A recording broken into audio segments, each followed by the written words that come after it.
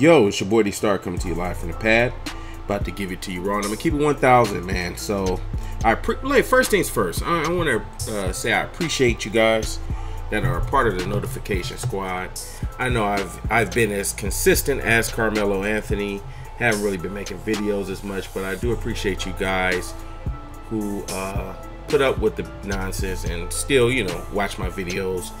It means a lot. Comments, likes, dislikes, whatever. As long as you're not being a bystander and you're, doing something, just watching my video, it means a lot. I appreciate it. However, it is official that LeBron James has signed a contract with the Los Angeles Lakers. It is official. He is officially a Laker.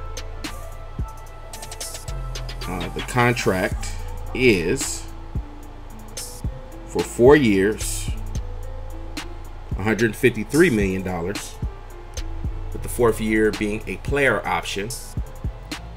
So we have 3 years guaranteed. It is official. It is incredible to say that LeBron's a Laker. I am a witness now. I am a witness. So, yeah, I wanted to talk about the Summer League, man. I already spoke about what LeBron means to the Lakers, but I wanted to speak more so about the Summer League and the players that I saw. So far, Josh Hart has been the most dominant Laker in the Summer League. He's been killing it. He's been crushing it, putting it down. They're 2-0 in the Las Vegas League. But the Sacramento little thing, the Sacramento wasn't so good. I guess they were just kind of knocking the rust off. I'm just going to break down what I see. Now, Josh Hart is kind of self-explanatory. He plays like a veteran. He knows everything. He knows how to. He's way more experienced than what he was the last year, and I can tell he's really been working on this game, and he's dominating. He's pretty much dominating for the Lakers. He's a main player.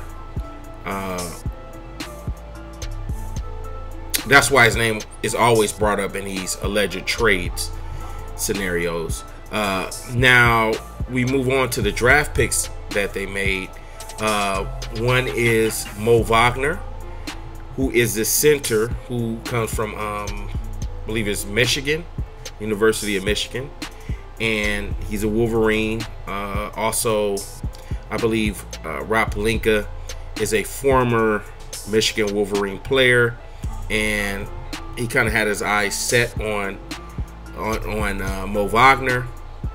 So he, worked him out. He ended up getting drafted to the Lakers. And I really don't know what to make of Mo Wagner other than he's a high energy, high intensity type of player where he's going to give his all. He's going to give his all on the court. He talks shit to the refs. He talks shit to the players. He's pretty tough. He can get a broken nose. He's played with a bloody nose or whatever.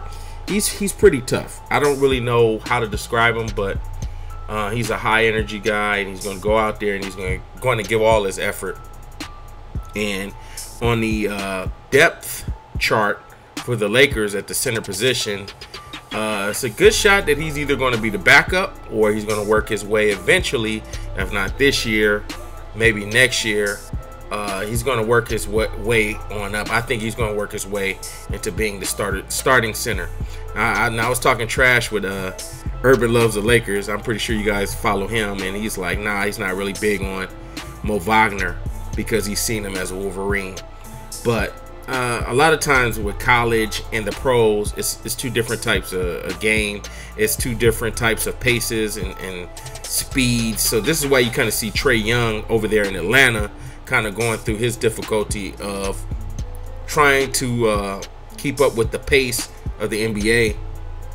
But I think Mo Wagner is going to work his way up into being a good player, at least a starter. I don't know who I can really compare him to. He does have an outside shot. He does have a three-point shot. It all depends on how he's utilized in the system, but he can shoot. And then I will go to Zvi.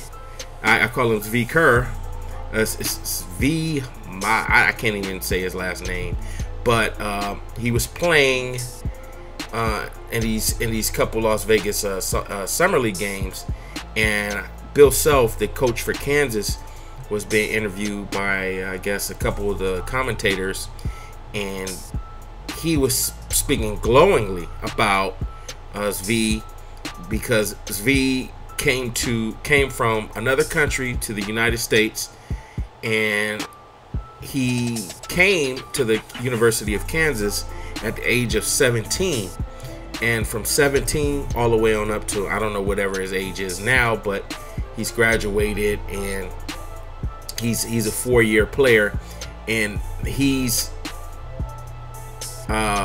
you know, the coach spoke real highly of him, that, you know, he stepped his game up.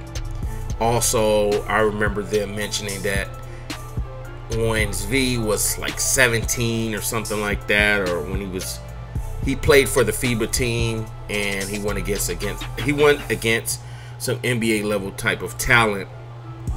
So you know, that may have helped him develop his game or whatever. But first things first, what I see from Zvi is he's sort of like a Sasha Vujacic in a way. I see a lot of Sasha Vujacic as a Laker fan, and as far as comparisons, I see a lot of Sasha Vujacic. He can really shoot. That's his gift. And if you guys are like Lakers fans, you've been Lakers fans for like a couple decades or a decade now, you guys remember who Sasha Vujacic is. They used to call him the Machine, and he kind of reminds me of that, man. I mean, he can just flat out just light it up, just as far as passing him the rock and him just bombing threes. He's really good. I mean, he's solid, and he's only going to get better within time. I think he has a legitimate chance out of all the rookies to kind of get the most playing time, because he can shoot. He can hit that open three, and that's what the Lakers had kind of struggled with last year. But hopefully KCP has a better year. But since we missed out on Brook Lopez, there's kind of like a mystery as far as what we're going to do at the center. I saw that Greg Monroe is still available. I saw that well, you could re-sign Channing Frye, or yeah, I believe that's his name. The guy who got traded from the from the Cleveland Cavaliers to the Lakers. They could kind of re-sign him, I guess. You know, I don't know what the Lakers are going to really do at this point. Also, I wanted to mention it was a guy that the Lakers had paid money for. I believe they played the Sixers for that draft pick. There's a gentleman, I believe his name is Isaac Bonga. The guy's name is Isaac Bonga. Yes, Isaac Bonga. Now he comes from, I believe he comes from France, and I don't really know what to make of Isaac Bonga. I'm just gonna be dead honest with you. I don't know what he is. I think Isaac Bonga is one of these players that they grabbed at the dead end of the draft, and he's a guy that's going to be constantly a two-way player, meaning he's going to be in the D League for a majority of his time, kind of like what Thomas Bryant was, but he plays a different position.